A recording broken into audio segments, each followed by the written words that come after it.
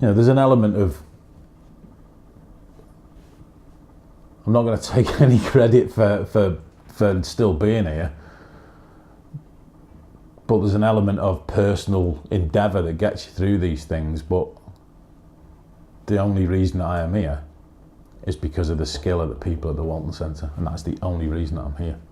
Because if they didn't do what they did, I wouldn't be sitting here talking to you now and telling this story and looking forward to the rest of my life.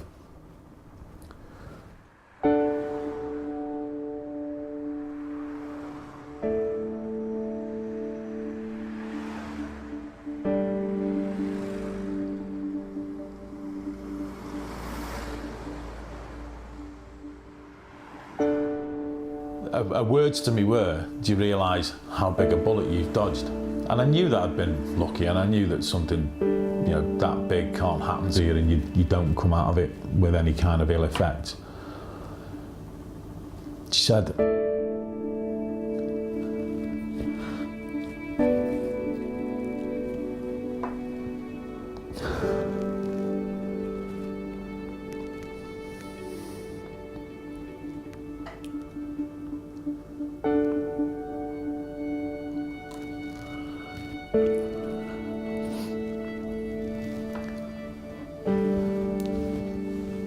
70,000 people a year suffer subarachnoid hemorrhage.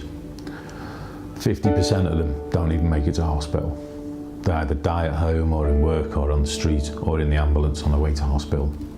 Out of the 50% that's left, 5% come out of it with no side effects. No, as in nothing serious. So it's about 1,500 people, and I'm one of them.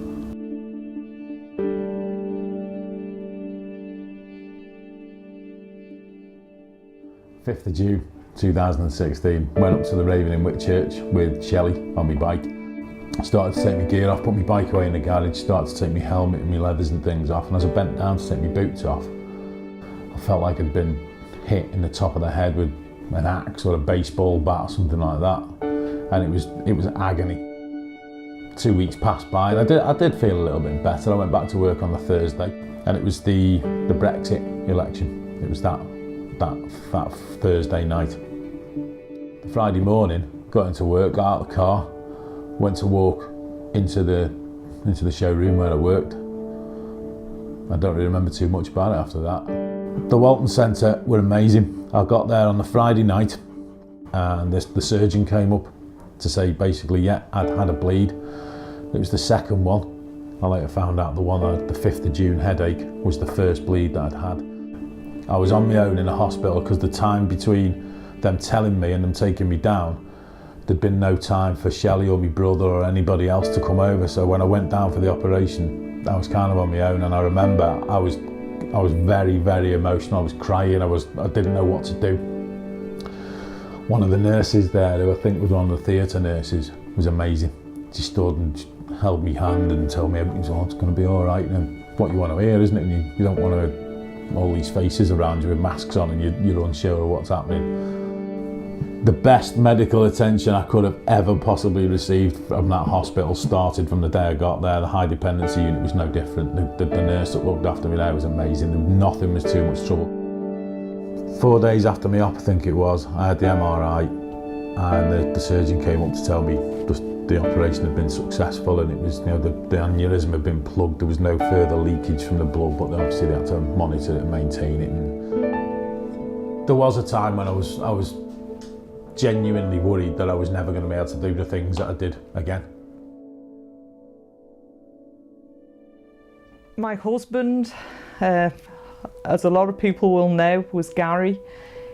He sadly had bowel cancer, and it spread to his brain. And they did what they could for him. He was on life support, and unfortunately after 24 hours they said there's just no chance, so we had to make the heartbreaking decision to switch the life support off. 2.5 years later, I was back there again with Alan. Just the most fantastic people. And I can't think of anybody that is more deserving in a hospital than them to actually get this money. It takes the people in that hospital and their knowledge and skill to be able to explain to a layman really what's wrong with you, what they've done to fix it, and it is going to get better, and it's not, you know, they've stopped what's happening, and it's then down to the individual, whether it be me or Joe Bloggs or the person in the bed next to me. It's how they combat it and what they do to overcome it. Now I know I'm massively lucky. There's people who've had exactly the same thing that I've had, and they're in a lot worse condition than I am. Alan's been through a terrible, terrible 12 months, but he's fought all the way through. I'm so proud of him. Life goes on, and nobody ever thinks that they're going to need a place like that.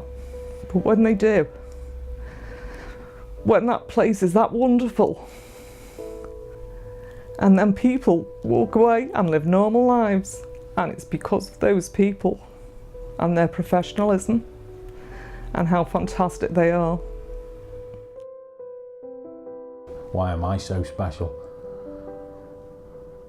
And it's quite a hard thing to accept. And for a long time after, and even to a point now, when I go to sleep, in the back of my mind is always, am I going to wake up again tomorrow? But then, as your life moves on and things go back to normal, if you like,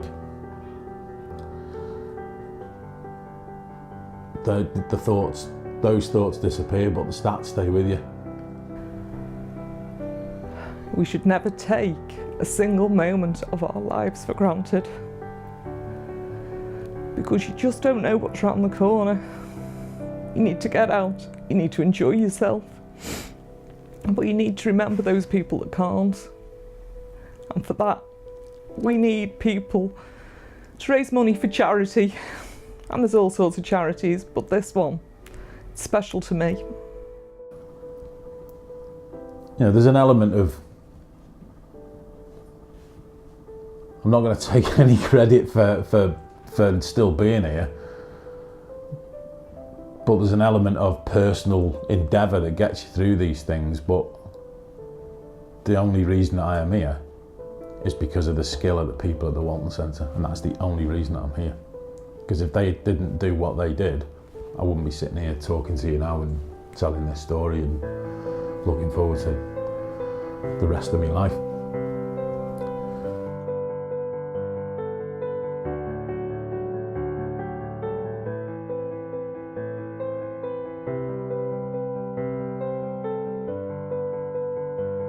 Everyone at the Walton Centre, a big thank you to all the volunteers and everyone attending Castleford Rocks for all your support.